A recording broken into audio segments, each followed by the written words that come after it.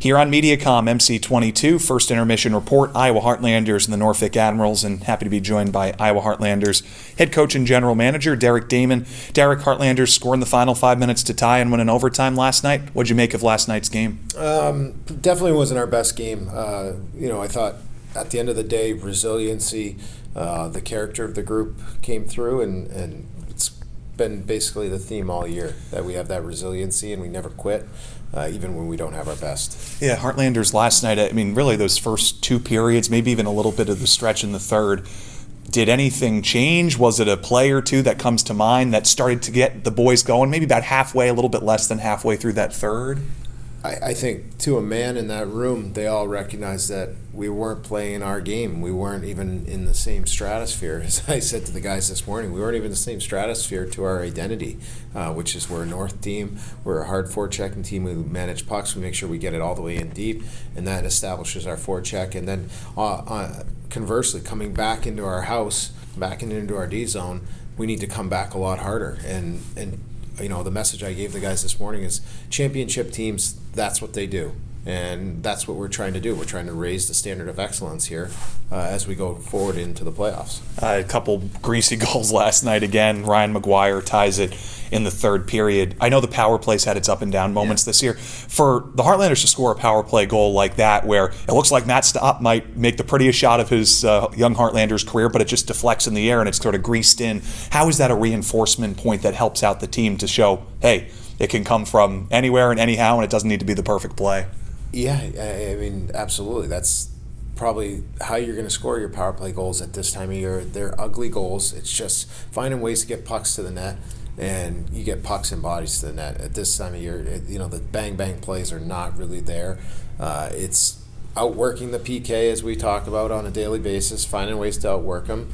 Obviously we have some set plays, but, just the character and the grit of the guys to find a way to get it to the back of the net, tie the game up late in the game, and then go win it in overtime. Feels like it was forever ago, but it was 2 months ago today. On February 5th, Heartlanders were in Cincinnati, and you made a trade for Kelty Jerry Leon, who's second on the team in points, just one behind Ryan Miato. But basically, he led the team in points in the month of March, was right up there in the month of February as well. It's been very consistent getting points. He's 16 points in 20 games since joining the team. So what have been some of your teaching points to Kelty, as well as what have you really liked about his game? Kelty has really good offensive instincts. When he has the puck, good things usually happen in the offensive zone.